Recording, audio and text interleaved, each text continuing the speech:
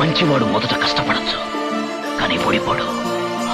చెడ్డవాడు ముందు సుఖపడచ్చు, కానీ ఓడిపోతాడు. మోసపోయాననుకోకు, తప్పించుకున్నాననుకో.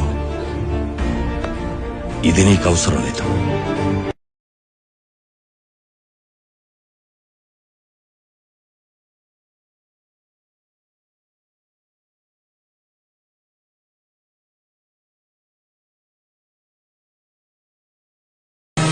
బాబాయ్ జీవితంలో ఒకటి మాత్రం గుర్తుంచుకోండి, కష్టపడందే ఏది రాదు, కష్టపడకుండా వచ్చింది ఎన్నటికీ నిలవదు. ఈ పీత కథ తెలుసా మీకు? మన దేశంలో అందరికి తెలిసిందే. పీతలన్నింటినీ ఒక డబ్బాలో వేస్తే అవన్నీ బయటికి రావడానికి ట్రై చేస్తాయంట. కిందున్న పీత బయటికి రావాలని పైన ఉన్న పీతను పట్టుకుని కిందకి లాగి మళ్ళీ డబ్బాలోనే వేస్తుందంట.